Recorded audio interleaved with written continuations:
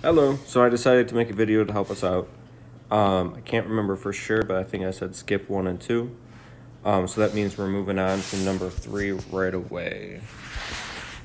So number 3, real world problem. Really don't have much of this on the multiple choice test that you noticed, but we can still talk about it to figure out how to do some math.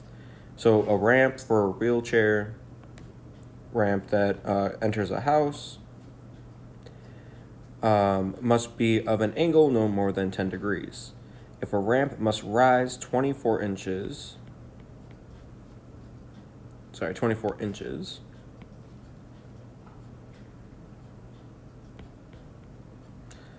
how long must the ramp be for 10 degrees? And then the length of the ramp would be where we actually walk on. So we want to figure this out. We can label our triangle. This is theta right here, so this is opposite, adjacent, hypotenuse. We have O and H, so we want to use the sine of 10 degrees equals 24 over x. So then we would do x is equal to 24 over sine of 10 degrees. And when we do this,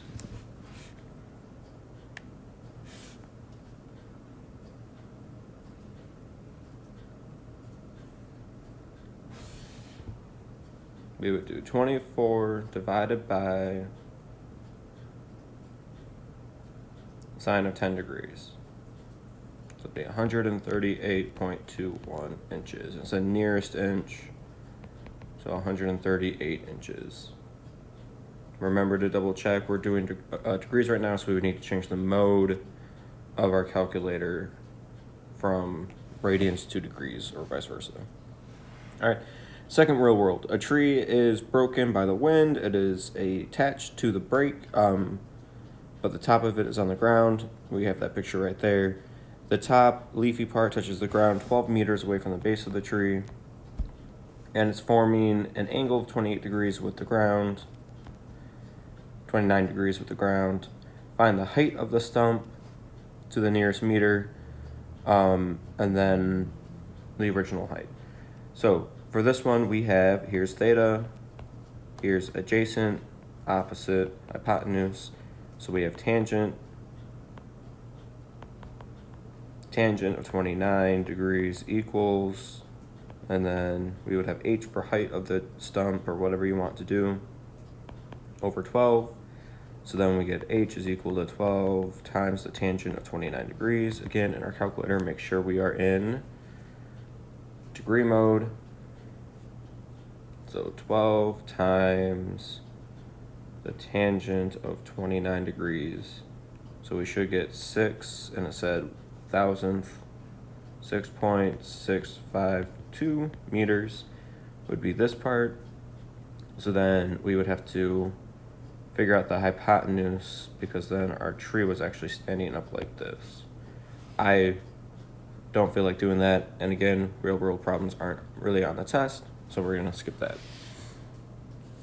Number 5, you are able to use your unit circle on the test, but this problem was just from the other version of the test.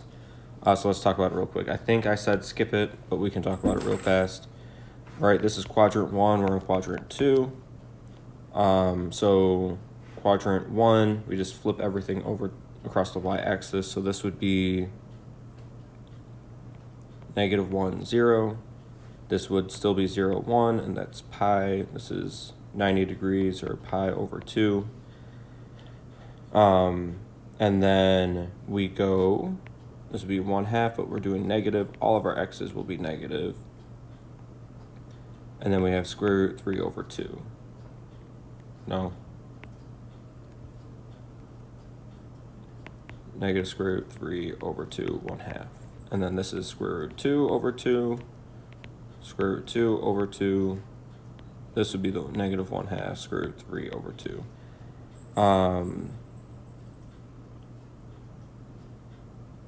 And then when we talk about which angles these are, we have pi right here, which would be 180 degrees. This is pi over 2 up here. So when we keep going around, this will be 2 pi over 3 3 pi over 4, and 5 pi over 6.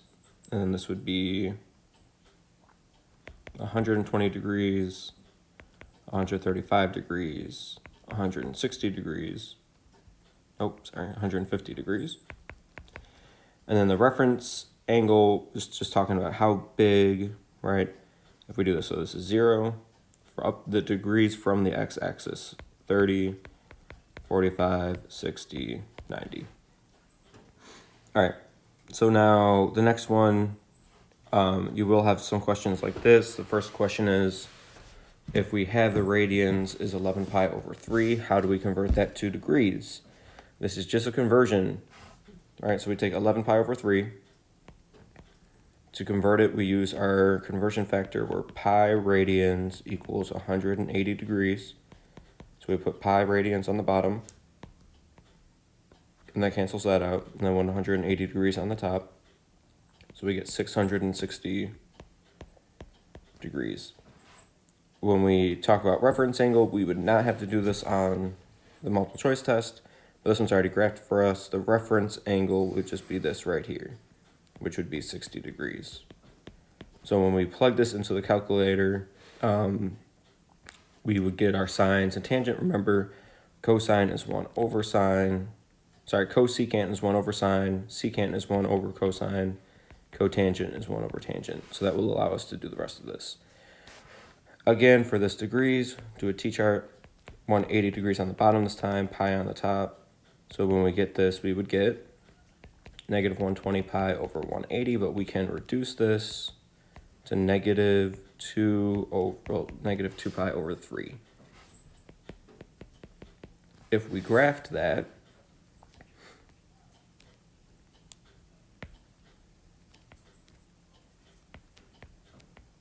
this is negative 2 pi over 3, but our reference angle is this part right here. So that would just be, again, 60 degrees. All right, next one. This one we did cover in class, but I think I worried most about problems like number 7, where I give you a point. So we go negative 5, 1, 2, 3, 4, 5, positive 3, 1, 2, 3.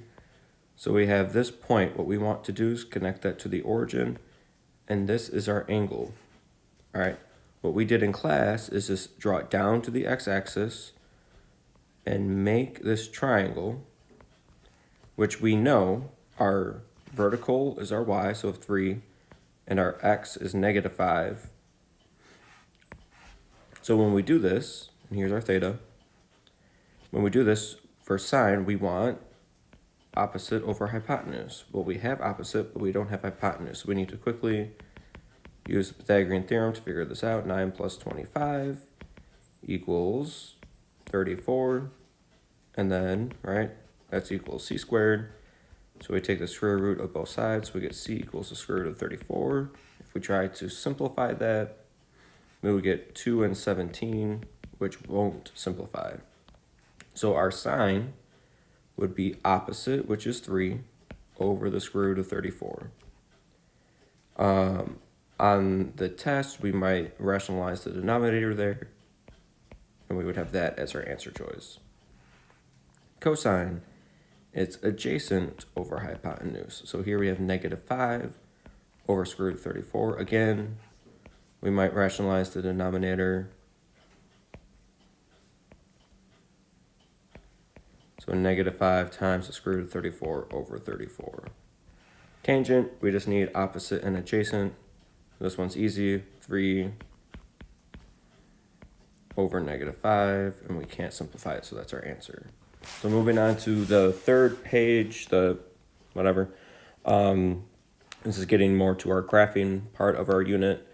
But first we have this solve for our trig function. We never did secant like that. So if we want to think about it, we could just change it to cosine and see what happens. No, we can't. So I will walk through this problem. You won't have to do secant on the test. So we have secant this, which means cosine x would be the reciprocal, right? Because secant is just 1 over cosine. We don't see this on the unit circle. That's because we see what it looks like after we rationalize the denominator, which is this. So we're asking, where in our unit circle do we have square root 2 over 2 for x? And that will be right here and right here. All right, so that's for pi over 4, and then that is for 7 pi over 4. We have two answers, but we have this restricted option. So this would be our answer. This would be not in the selection that in the interval that they stated. For tangent, we have 2, which we need to think to ourselves, when will that be? It says round to the nearest 100th. You won't have this on the test, but all we have to do is rearrange this. We take tangent inverse on both sides. These cancel out, so we just get x is equal to tangent inverse of 2. Remember, this is just going to give us the principal answer in our calculator.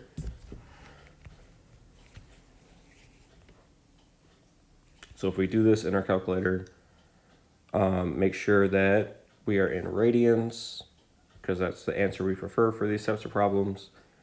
So we do the tangent inverse. So we should get 1.107. That will be our principal answer, which means the most likely to be used. But there is a second answer. Since our tangent is positive, that means we're in quadrant 1 or quadrant 3. So if our angle is 1.105, the way that we can find our other angle is just by adding that to pi.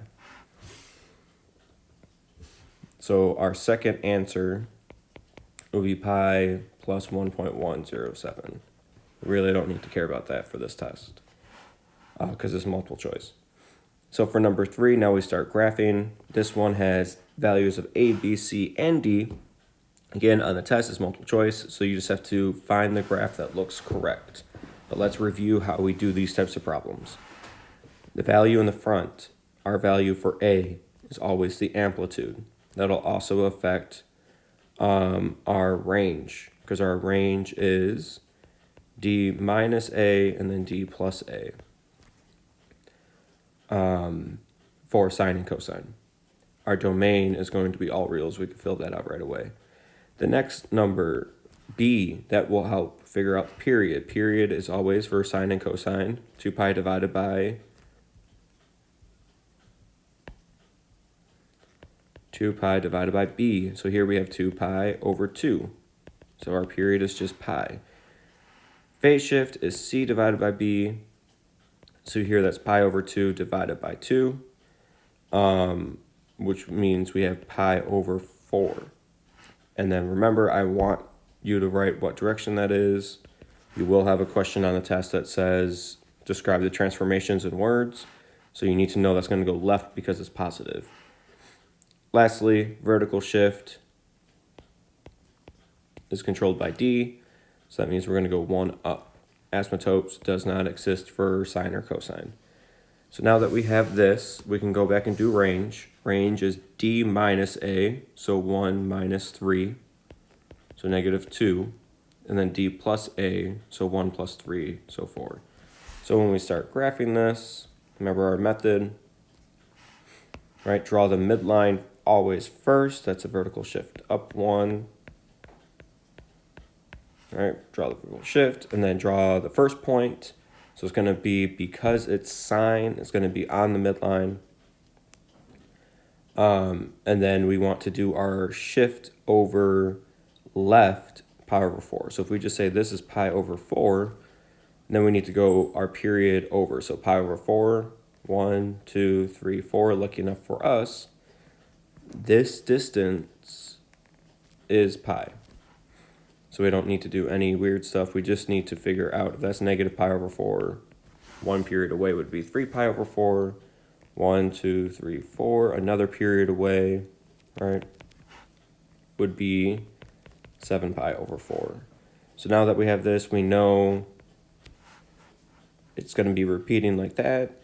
And then remember, for amplitude, sine goes midline, 1 amplitude up. So 1, 2, 3 up, back to midline, 3 down.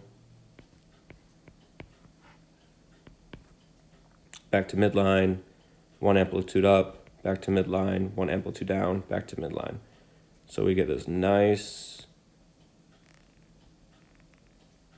curve. And that's how we graph sine or cosine. Tangent, we have a very different graph, right? It looks like this. No, it doesn't.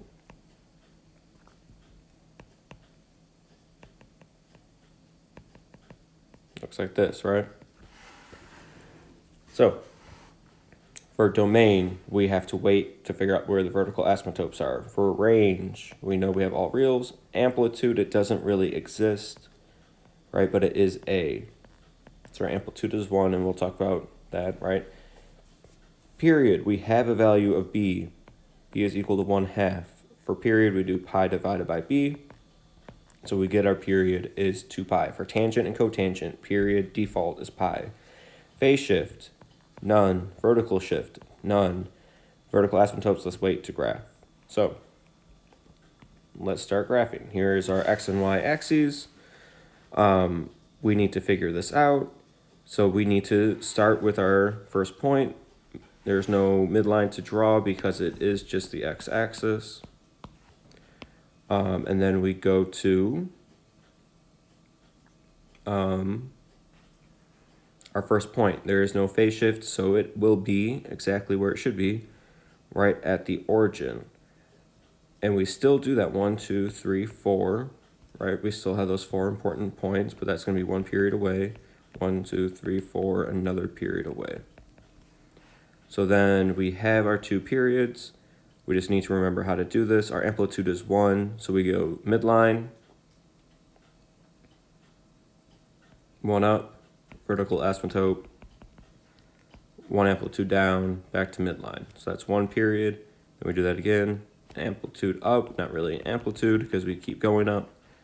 Vertical asymptote, 1 amplitude down, and then back to the original. So when we start graphing this, we can remember what the tangent curve looks like and try to make it look like that. So that is all we have to graph, but we have to go back and write our vertical asymptotes. Remember, we said vertical asymptote, how we write this. We choose our x value here, which is halfway between 0 and 2 pi. So our first asymptote's at pi. And then we add whatever our period is times k. That just means we have a vertical asymptote. At any value of k we can plug in. We can plug in 0, 1, 2, -7, and so on. That's where our vertical asymptotes are going to be. Our domain is all reals except our vertical asymptote. So except pi plus 2 pi k. All right. Moving on. Next one is cosecant. Remember, this graph has all those u's. All right. So then now we need to start figuring this out. Domain. For this, we have to, again, wait for vertical asymptotes. Range, we have to wait to see what happens. Amplitude, it's not really technically amplitude, but it is just the value of A. So our amplitude here is 2. Our period is 2 pi divided by B, so it's going to be 2 pi over 3. Phase shift, none, right? There's no C. Vertical shift, none. There's no D. So when we start graphing this, always start with the midline. But since there's no D, it's just going to be the x-axis. For cosecant, we have to remember how the u's are formed, right? Our first value to graph is a vertical asymptote. And then we need to go 1 period away. So 1, 2, 3, 4. Same value as our first point. That's going to be 2 pi over 3. 1, 2, 3, 4 would be the end of the second period. And our period times 2 would just be 4 pi over 3. We don't need to worry about what the other tick marks are. When we graph cosecant, we go 1 amplitude up, so at 2, vertical asymptote, 1 amplitude down, vertical asymptote, 1 amplitude up, vertical asymptote, 1 amplitude down, vertical asymptote. So we have these dots. Now we need to connect them knowing what our graph is going to look like, which for us are these right side up and upside down U's. So now that we have our graph made, we can actually think about this. Our range goes from -infinity to -2, union +2 up to +infinity. Our domain has to do our vertical asymptote, so let's do that next. Our first vertical asymptote is at 0, and then the next vertical asymptote is a half of our period away. So 2 pi divided by 3, a half of that would just be pi over 3, okay? Or you can just write it without the 0. So our domain would be all reals except pi over 3k. And then now we're done. The last question on this one is, how do you find the equation of this? Again, you won't have this on there, but we can talk about this just so we can understand. So the midline will tell us the value of D, our vertical shift, and that's 1, 2, 3 up. So D is equal to 3. Next up, we can talk about amplitude. We go from the midline down 2, so amplitude is 2, or from the midline up 2, or the entire height divided by 2, right? So amplitude is 2, so that means A is 2. Our period, this is clearly sine or cosine. This is kind of hard to figure out. This information down here tells you this cursor right here is pi away. But if we look at this is not just one period, right? Here's one period, and then here's a second period. So our period is actually going to be pi over 2. We need to figure out the value of b, though, and we know we divide 2 pi by b to get to our period. So we have to divide by 4 to get there. Last thing, none of our, right? So sine starts like this. Cosine looks like this. Our first period, we don't have that. So this might actually get shifted over. We can say sine could start and we get this. That's the first part of sine. You could also say that if we had cosine, it starts here, ends here, right? So then we start right there. So it depends on which one you want. Let's just go with sine because it's a little bit easier. So let's say we start here, end here, right? That's one complete period. That looks like half of the mark, so it's going to be pi over 4 as our starting point, which means our phase shift is right pi over 4, and to get that we do c over b. We know b is 4, so that means our value for c, if we want pi over 4 once we divide it by 4, c needs to start as pi. If we go right, we want it to be negative.